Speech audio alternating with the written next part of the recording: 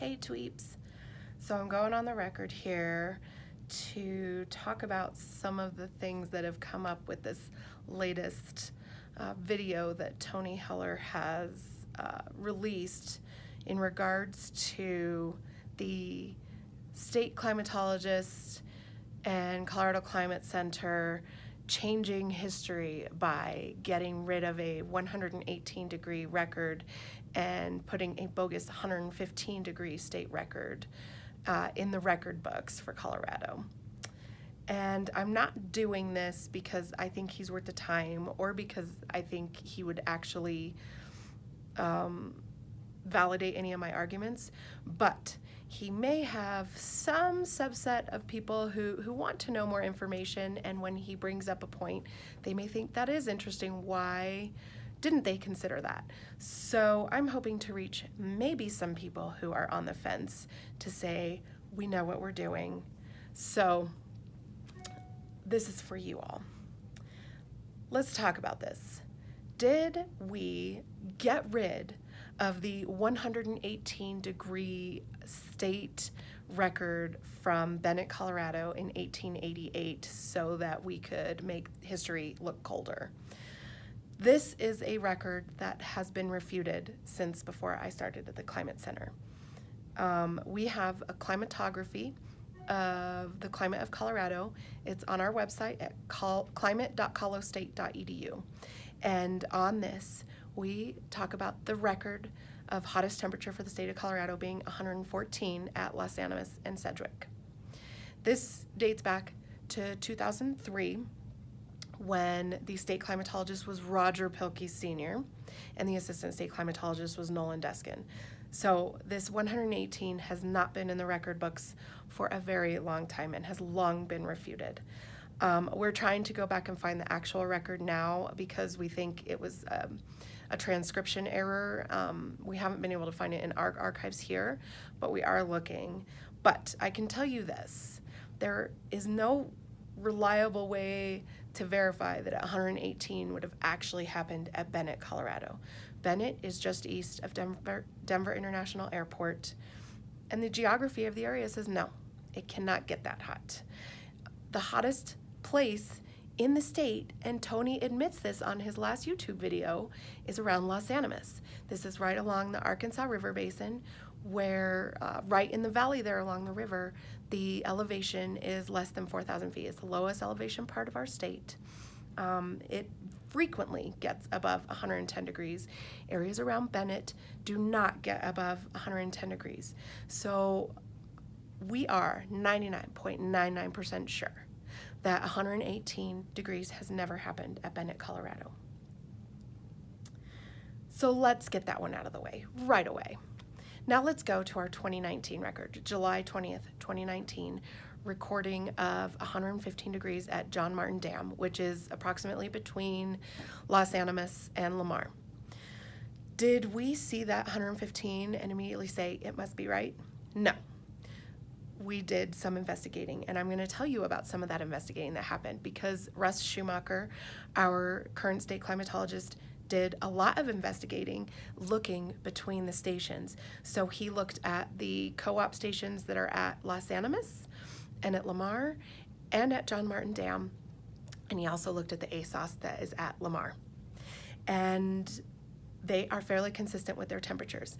And over the past 3 years, he did distributions of all of their maximum temperatures for the summertime and found that for those locations, most often their maximum temperatures were within 1 degree of each other.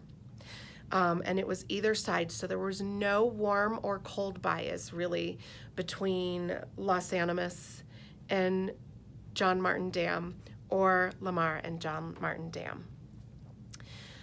There were quite a few instances, though, where the temperature difference between these stations would be 5 degrees or greater. It wasn't a one-off, and it hasn't been just one way or the other. There have been times that John Martin Dam has been 5 degrees or warmer than Lamar, 5 degrees or warmer than Los Animas. There have been times when Los Animas has been 5 degrees or warmer than John Martin Dam. There have been times when Lamar has been 5 degrees or warmer than John Martin Dam.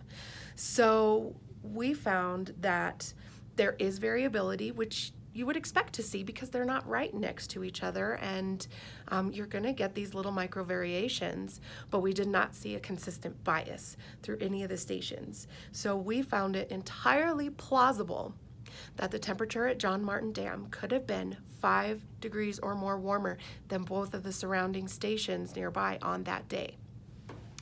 So the Los Animas was a little bit cooler. I think it was 107.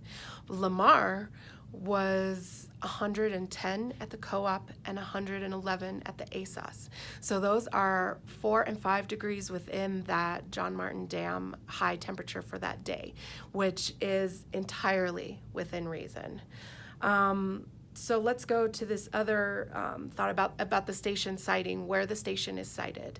One of the things we did look at is the fact that they have replaced what was a grassy, weeded area with a little bit of a sandy pit to keep the weeds from getting out of hand right around the station.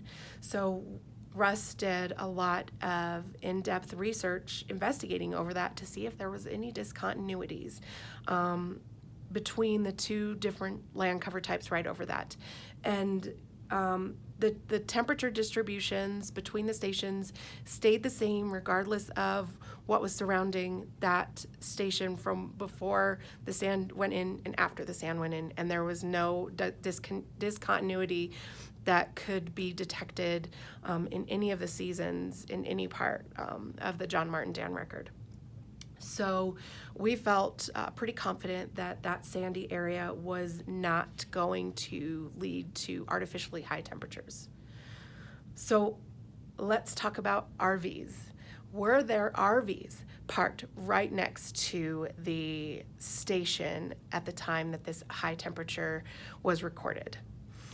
This is kind of laughable because, first of all, yes, the temperature recording shows up as July 20th, which was a Saturday, but the station reports from 7 a.m. to 7 a.m. So the 7 a.m. report was the maximum temperature of 115, which actually means that it happened on Friday afternoon. And this station is on the property of the Army Corps of Engineers. Army Corps of Engineers actually keep the records, and it is on their property. We're double checking to see, are people actually allowed to park on the property of the United States Army Corps of Engineers property right next to a dam on a Friday afternoon? We're thinking more likely not, but to be entirely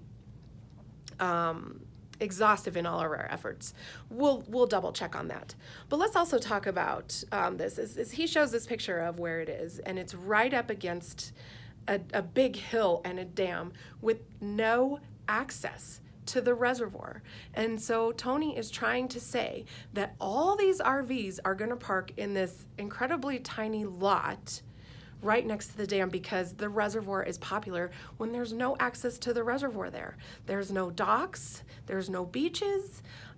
I agree. John Martin Reservoir is probably a popular destination, probably more popular on Saturday and Sunday, not Friday afternoon. But I digress on that. So Saturday and Sunday afternoon, how many RVs do you think are going to park right up against a dam where they have no way to easily access the lake? I'm thinking that the likelihood that there are RVs or vehicles parked right next to the temperature shelter is incredibly slim. So I'm going to stop at that. So a couple of other points that I want to make, because I really don't want it to seem like our office is pushing all things climate change, or that we're so busy to scramble to report a record because it shows we're getting hotter. Okay, so let me talk about the things that the Colorado Climate Center has reported in the last year. Just our last November storm. We posted for Boulder and Fort Collins being their third snowiest and second snowiest November days on record. In October, we posted that it was the fourth coldest October on record for the state and the coldest October on record for Moffett County. In June, I posted on the Colorado Climate Center site how The year-to-date maximum temperature by the end of June had not been this cold in many, many years and had not reached 90 degrees. And we also reported that May was the 5th coldest May on record, and that some sites had had their latest snows on record for the history of their locations in late May. So we like records. I don't care if it supports global warming or goes against global warming. I just like records because I'm a data geek.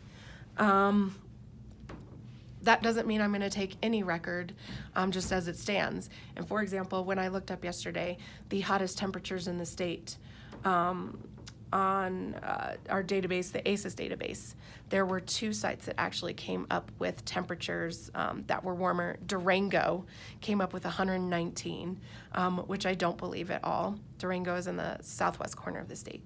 The other one was Sheridan Lake, says that in 2016 they hit 117 degrees. And I looked at that and thought that is not valid either. So there are times when we see a high temperature record and we know that it's not valid, and we will work to fix it and strike it from the record. Finally, I thought it was an interesting point that Tony had to say that Russ Schumacher manages the campus weather station at the Fort Collins CSU campus, which is a urban heat island. Like, we didn't know that. The Colorado Climate Center does own and manage the campus weather station, which is in the middle of campus, the main campus in Fort Collins, and it does have an urban heat island effect.